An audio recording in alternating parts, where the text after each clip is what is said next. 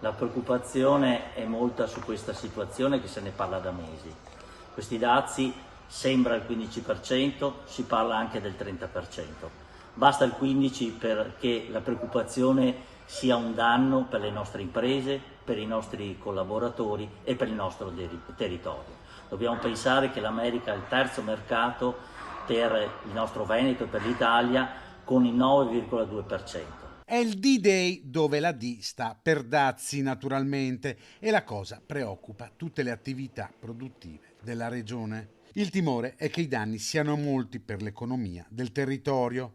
La CGA di Mestre ha stimato in 2 miliardi di euro l'anno la perdita per le attività venete. L'export è importante soprattutto in province come Vicenza e Treviso, perché il grosso dell'export negli Stati Uniti è concentrato nei macchinari e queste sono due province insieme a Padova che hanno un grande ruolo in questo settore, per cui possiamo parlare di almeno 4 volte le imprese, almeno 1600 imprese colpite direttamente e un numero di dipendenti che supera i 20.000 direttamente. Ma guardate che il grosso è davvero l'indotto in tutto il Veneto. Non solo gli artigiani ma anche gli agricoltori sono in fibrillazione, un mercato, quello a stelle e strisce, che vale 8 miliardi di euro l'anno per il comparto agroalimentare veneto. Dalle stime che noi abbiamo, l'applicazione di questi dazi comporterebbe a una riduzione del valore delle esportazioni pari a oltre 1 miliardo di euro.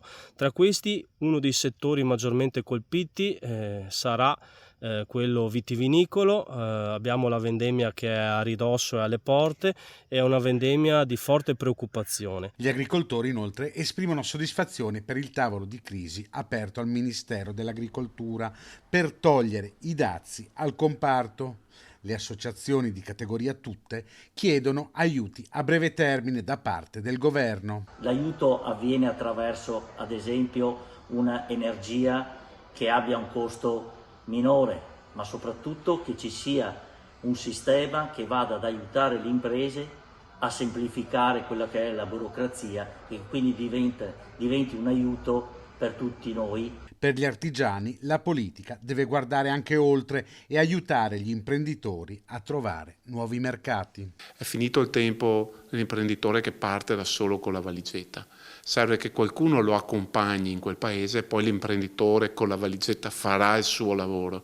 Però servono strumenti finanziari, serve promozione, serve un accompagnamento del sistema bancario, ma soprattutto delle istituzioni, delle fiere, creando degli